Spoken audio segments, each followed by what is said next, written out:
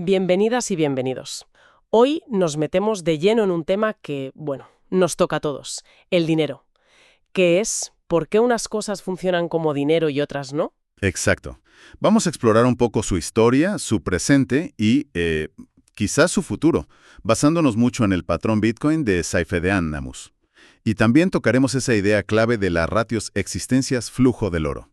La idea es entender a fondo qué hace que algo sirva como dinero. ¿Por qué eso de la solidez es tan importante, aunque a veces se nos olvide? ¿Sí?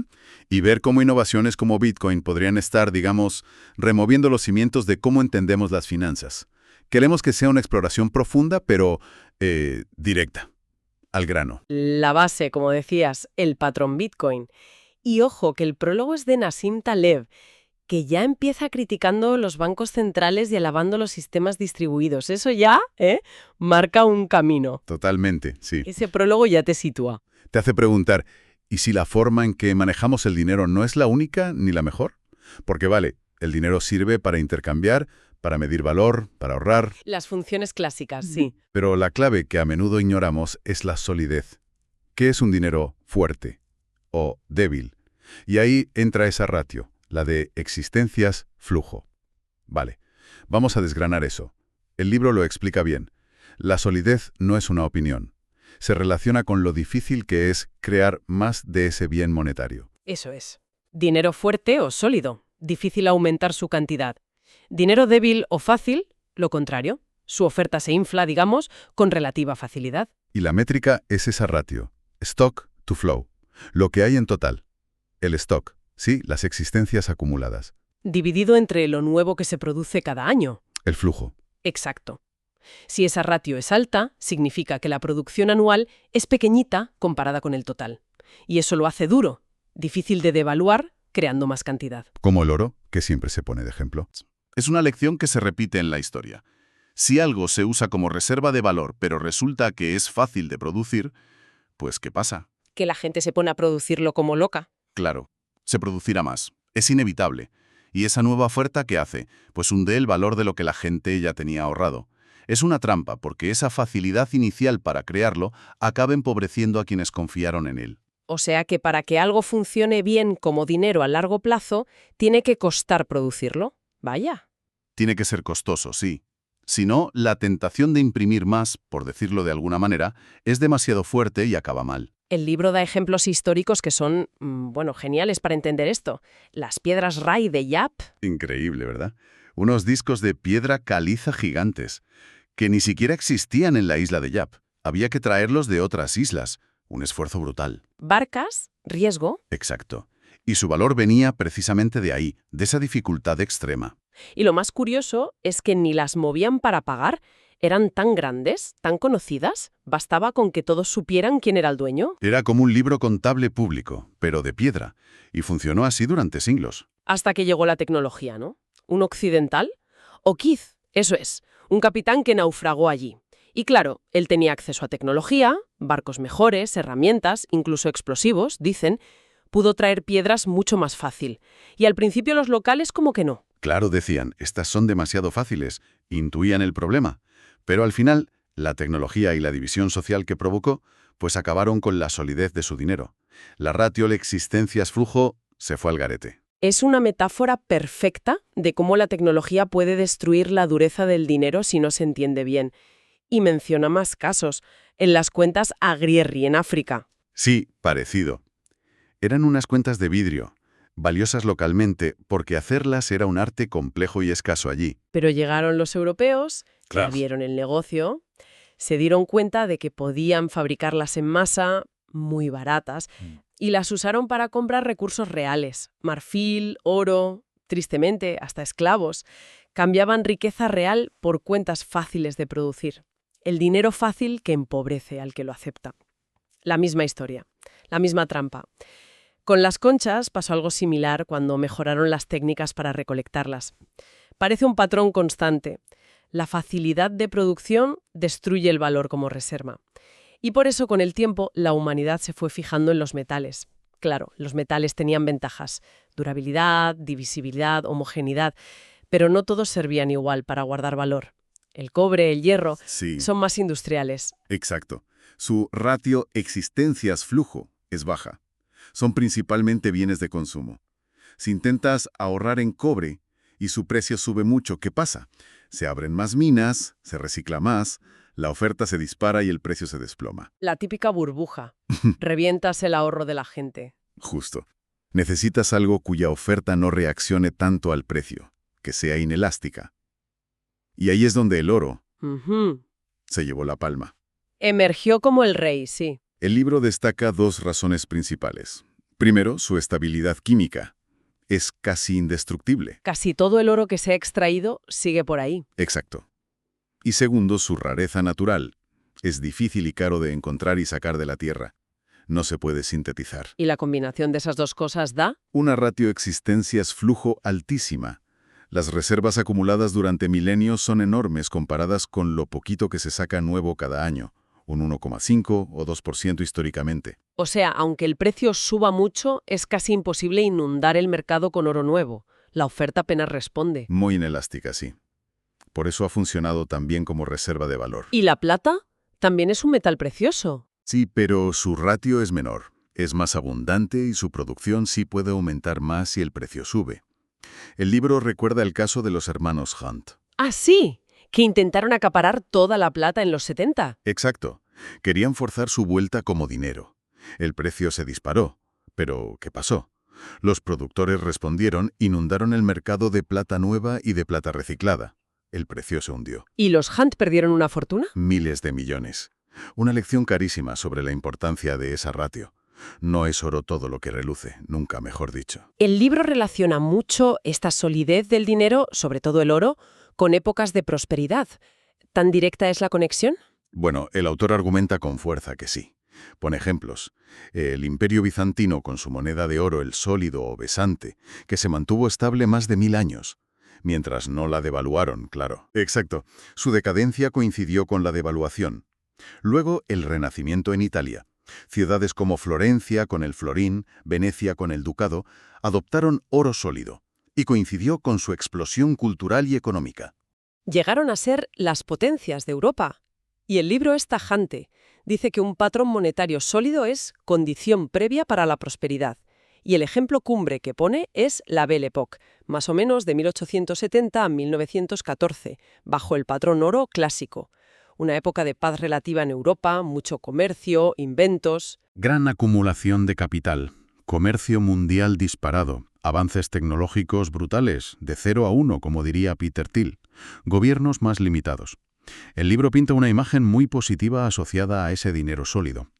Y aquí metes otro concepto que me parece fascinante. La preferencia temporal. ¿Cómo encaja esto?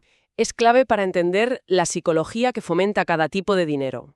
La preferencia temporal es, básicamente, cuánto valoramos el presente comparado con el futuro. Si valoro más el ahora, tengo alta preferencia temporal. Si pienso más en mañana, baja preferencia temporal. Eso es. Una baja preferencia temporal te lleva a ahorrar, a invertir a largo plazo, a construir cosas que duren, a pensar en las consecuencias de tus actos, incluso a una ética más, digamos, de largo recorrido. ¿Y la alta preferencia temporal? Pues a gastar ya, a endeudarte, a buscar la gratificación inmediata, quizás menos planificación, menos cooperación a largo plazo. Vale, y la conexión con el dinero. La tesis del libro es directa. El dinero sólido, el que guarda bien su valor o incluso lo aumenta, incentiva una baja preferencia temporal. ¿Para qué gastarlo hoy si mañana valdrá lo mismo o más? Ahorrar tiene sentido. Claro. En cambio, el dinero débil, el que pierde valor por la inflación... Te quema en las manos. Gástalo antes de que valga menos. Exacto. Incentiva la alta preferencia temporal, el consumo inmediato, la deuda... Y el libro argumenta que esto se ve en la cultura. Compara el siglo XIX con el XX. Sí, dice que el XIX, con dinero más sólido, vio más ahorro, inversión, arte pensado para perdurar. Pone ejemplos como Bach o Miguel Ángel, aunque sean anteriores, como espíritu. Y el siglo XX, con dinero cada vez más débil, vio más consumo, deuda, arte quizá más efímero o más enfocado en el impacto inmediato. Es una conexión fuerte la que hace entre dinero y cultura. Sí, muy potente. El tipo de dinero que usamos, según esta visión, moldea profundamente cómo pensamos y qué valoramos como sociedad. Entendido. Entonces, si el dinero sólido funcionaba tan bien, según esta perspectiva, ¿cómo acabamos con el sistema actual? El dinero fiat que crean los gobiernos y bancos centrales. Pues el libro apunta a un momento clave. La Primera Guerra Mundial fue la gran excusa, digamos, para abandonar el oro. Para suspender la convertibilidad.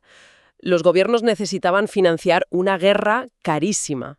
Y subir los impuestos directamente a esos niveles era impopular o imposible. Claro, la gente se habría rebelado.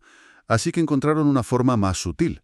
Imprimir dinero, crear dinero de la nada. O sea, inflación. Es como un impuesto oculto, que no requiere aprobación parlamentaria directa. Les dio un poder de gasto enorme.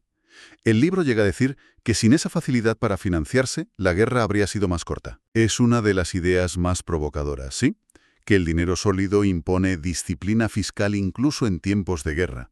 Y también critica la versión habitual de que el patrón oro causó la Gran Depresión. Totalmente. Argumenta lo contrario, que fue la manipulación monetaria antes de la depresión, la inflación de los años 20, los intentos de fijar tipos de cambio que no eran reales, lo que creó la burbuja y la posterior crisis. El oro fue, digamos, el cabeza de turco. Y en ese contexto de crisis y de gobiernos queriendo más control, aparece Keynes. El libro no es muy amable con él. No, lo critica con dureza. Lo presenta como el economista que dio, la justificación teórica a lo que los políticos ya querían hacer: gastar más, intervenir más, gestionar la economía. Critica sus ideas clave, que el gasto agregado lo mueve todo, que ahorrar es malo para la economía, que hace falta un ajuste fino constante por parte del gobierno o banco central. Sí, argumenta que esas ideas, en el fondo, favorecen el crecimiento del poder estatal y el pensamiento a corto plazo. Justifican el gasto hoy a costa de la deuda mañana. Pero no solo critica a Keynes, también a los monetaristas como Milton Friedman. Sí, aunque reconoce que identificaron problemas en la gestión gubernamental del dinero, su solución no fue quitarle ese poder al gobierno. ¿No propusieron volver al oro, por ejemplo? No. Su idea era que el Banco Central debía gestionar mejor la cantidad de dinero. Por ejemplo, asegurar un crecimiento constante y predecible de la masa monetaria para evitar la deflación, que veían como algo muy negativo. O sea, seguían creyendo en la gestión centralizada, solo que con reglas diferentes. Eso es. Aceptaban la premisa de que el dinero es algo que debe ser manejado por una autoridad. Y frente a estas dos visiones, keynesiana y monetarista, el libro se inclina claramente por la escuela austríaca de economía, Mises, Hayek. Sí, para los austriacos el problema central no es si se gasta mucho o poco, o si la cantidad de dinero crece al 2% o al 5%. El problema es la distorsión que crea la manipulación del dinero por parte del Banco Central. Sobre todo al tocar el tipo de interés, ¿no? Exacto. El tipo de interés es como el precio del tiempo, o el precio del capital prestable. Si el Banco Central lo baja artificialmente, por debajo de lo que marcaría el ahorro real de la gente, Engaña a los empresarios. les hace creer que hay más recursos disponibles para invertir a largo plazo de los que realmente existen. Es como si de repente vieran muchas señales verdes para construir. Que no lo son con los recursos reales disponibles. Es la analogía que hace Hayek. Es como si un constructor empieza muchas casas pensando que tiene ladrillos de sobra, pero a mitad de camino descubre que no hay suficientes para terminarlas todas. Y entonces viene la crisis. El boom artificial seguido del bust, el colapso. Exacto. Para los austríacos, los ciclos económicos no son un fallo del capitalismo, sino la consecuencia inevitable de manipular el dinero y el crédito desde un banco central. La causa raíz es esa intervención inicial. Vale, ¿y cuáles son las consecuencias a largo plazo de vivir en este sistema de dinero fácil gestionado por gobiernos, según lo pinta el libro? Pues dibuja un panorama complicado. Primero, los ciclos económicos recurrentes, que ya hemos mencionado. Booms y busts constantes. Luego, inflación crónica.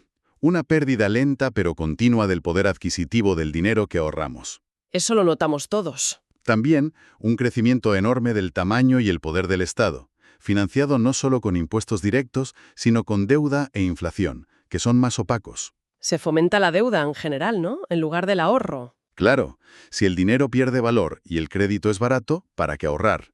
Mejor endeudarse y gastar hoy. Esto lleva a una cultura de consumo, a veces ostentoso. Y menciona efectos sociales más profundos. Sí, sugiere que puede debilitar estructuras como la familia, porque el Estado empieza a asumir roles que antes eran familiares o comunitarios financiados con ese dinero fácil. y porque la alta preferencia temporal desincentiva la inversión a largo plazo en la familia. Incluso habla de un freno a la innovación real, la fundamental. Sí, porque el enfoque se va al corto plazo, a la ingeniería financiera, al bezel, despilfarro e ineficiencia en grandes organizaciones que viven del crédito fácil, en lugar de a las apuestas arriesgadas y a largo plazo que traen los verdaderos avances de 0 a 1. Es un diagnóstico bastante sombrío del sistema actual. Sí, es muy crítico con el dinero fiat y sus consecuencias. Y justo ahí, después de pintar este cuadro, es cuando introduce Bitcoin, como una posible salida tecnológica. Exacto. Lo presenta como una invención que surge no por casualidad en 2008-2009, justo después de la gran crisis financiera global, creado por el misterioso Satoshi Nakamoto. Y destaca sus características clave como respuesta a los problemas del dinero fiat. Fundamentalmente 3, diría yo. Primero, es descentralizado. No hay una empresa, ni un gobierno, ni un banco central detrás controlándolo. Es una red de ordenadores. Segundo, su oferta es limitada y predecible. Eso es crucial. Hay un máximo programado de 21 millones de bitcoins, ni uno más. Y la emisión de nuevos bitcoins se reduce a la mitad cada 4 años aproximadamente, en los halvings. Es una política monetaria transparente y escrita en piedra, bueno, en código. Y tercero, el mecanismo que lo hace funcionar y ser seguro, el proof of work, la prueba de trabajo. Es el corazón de su solidez digital, según el libro. Para validar transacciones y crear nuevos bitcoins, los mineros tienen que gastar una enorme cantidad de energía computacional. Tienen que resolver problemas matemáticos complejos. Eso es. Y eso cuesta electricidad, cuesta hardware, cuesta dinero real. Vincula la creación de dinero digital a un coste en el mundo físico, como la minería de oro, que también cuesta esfuerzo y recursos. Y eso lo hace difícil de manipular. No puedes crear bitcoins de la nada. Esa dificultad de producción que vimos que era clave para el dinero sólido. Lo hace costoso. Y aquí viene la idea más potente del libro, sobre Bitcoin. Introduce el concepto de escasez absoluta. Sí, mientras que el oro es relativamente escaso, siempre se puede encontrar más si inviertes lo suficiente en buscarlo, Bitcoin tiene un límite máximo absoluto fijado en su protocolo, 21 millones. Una escasez programada y, en teoría, inmutable. Esa es la tesis. Y debido a los halvings, su ratio existencias-flujo stock-to-flow está diseñada para aumentar con el tiempo, superando eventualmente a la del oro. Y cuando se dejen de emitir nuevos bitcoins, allá por el año 2140... La ratio se volverá infinita. El flujo será 0. Exacto. Se convertiría en el primer activo humano con escasez perfecta y demostrable. Y la implicación, según Amos, es que esto lo posiciona como una reserva de valor potencialmente superior incluso al oro, a muy largo plazo. Interesante. ¿Y qué papel cree que jugará lo de como dinero para comprar el pan? Principalmente lo ve como oro digital, o sea, una reserva de valor donde la gente y las instituciones puedan proteger su patrimonio a largo plazo, y también como una red para liquidaciones finales de grandes cantidades entre entidades importantes. Como lo que hacía el oro entre bancos centrales. Algo así. Reconoce que para los pagos pequeños del día a día, la volatilidad actual y las comisiones de la red principal on-chain son un obstáculo, aunque menciona que hay soluciones en desarrollo como Lightning Network para pagos más rápidos y baratos. El libro también dedica espacio a criticar la idea de blockchain sin Bitcoin, ¿verdad? Las blockchains privadas o corporativas. Sí, es muy crítico. Utiliza analogías potentes. Una es la de la ciencia del culto a la carga, de Feynman. A los isleños que construían pistas de aterrizaje falsas esperando que volvieran los aviones con regalos. Exacto. Dice que muchas empresas que usan blockchain están haciendo eso. Copian la forma, una base de datos distribuida, pero sin la sustancia que le da valor a Bitcoin. ¿Y cuál es esa sustancia? Pues la escasez programada, el proof of work, que lo hace costoso y seguro, y sobre todo la descentralización real, que impide que una sola entidad lo controle o lo cambie a voluntad. Una blockchain privada controlada por un consorcio de bancos, dice, no tiene esas propiedades monetarias. Es solo una base de datos compartida, quizá eficiente, pero no dinero sólido. Usa otra analogía, la del coche. Sí, dice que intentar añadirle un motor, blockchain, a un caballo, el sistema financiero tradicional, no lo mejora. Necesitas construir un coche, Bitcoin, diseñado específicamente para ese motor. Blockchain es la tecnología, pero Bitcoin es la aplicación monetaria que aprovecha esa tecnología de forma revolucionaria. Entendido. Y más allá de lo económico, ¿qué implicaciones sociales ve el libro?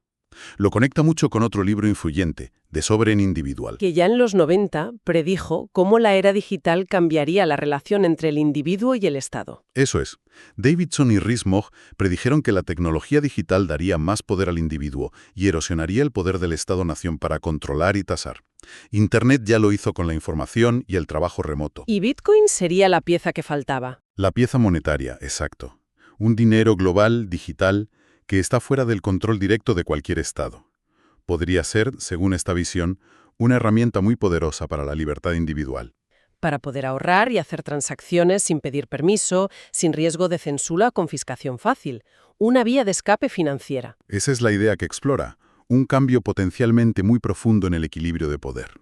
Pero claro, Bitcoin no está libre de preguntas y desafíos. ¿El libro también los trata? Sí, no lo idealiza ciegamente. Aborda las críticas y preguntas habituales. La volatilidad, por ejemplo. Sí, reconoce que es alta, especialmente siendo un activo joven, pero sugiere que podría disminuir a medida que madure y su adopción crezca. ¿Puede procesar suficientes transacciones? Ahí entra el debate entre las transacciones en la capa principal, on-chain, que son seguras pero lentas y caras, y las soluciones de segunda capa, como Lightning Network, off-chain, que son más rápidas y baratas para pagos pequeños. El uso por criminales. Señala que, aunque se usa, el efectivo sigue siendo el rey para actividades ilícitas por su anonimato, y que Bitcoin en realidad deja un rastro público en la blockchain. No es tan anónimo como la gente cree. ¿Y todas las otras criptomonedas? ¿Las altcoins? Menciona que hay miles, muchas son imitaciones o estafas, dice. Argumenta que Bitcoin mantiene su dominio por el efecto de red. Más gente lo usa, más valioso es, su historia de seguridad y sobre todo por tener las propiedades de solidez más creíbles y probadas. ¿Y cómo se toman las decisiones sobre el futuro de Bitcoin? ¿La gobernanza? Explica que es un proceso descentralizado, complejo. Se basa en el consenso entre los distintos participantes de la red, especialmente los nodos que ejecutan el software y validan las reglas. No hay un CEO ni un comité central que decida. Vale, creo que hemos hecho un buen recorrido. Desde esas piedras enormes en Yap, pasando por el brillo del oro, la imprenta del dinero fiat, hasta llegar a este código informático. Y el hilo conductor siempre parece ser esa idea de solidez. Esa dificultad para crear más cantidad, cómo esa propiedad o su ausencia afecta a todo. Y cómo esa solidez, según la tesis del libro, nos empuja a pensar más en el futuro, a ahorrar, a construir, mientras que el dinero fácil nos ancla más en el presente, en el gasto inmediato. Con todas las ramificaciones económicas, sociales y hasta culturales que eso puede tener. Es una perspectiva que te hace ver el dinero no solo como una herramienta, sino como una institución social, con consecuencias profundas. Y Bitcoin, en todo este relato, aparece como eso, como un experimento tecnológico radical, un intento de recrear la solidez del oro, incluso superarla, con esa escasez absoluta, pero en formato digital y sin una autoridad central. Lo fascinante es ver cómo la tecnología puede, de repente, traer de vuelta principios económicos que parecían olvidados o que eran inconvenientes para el sistema actual.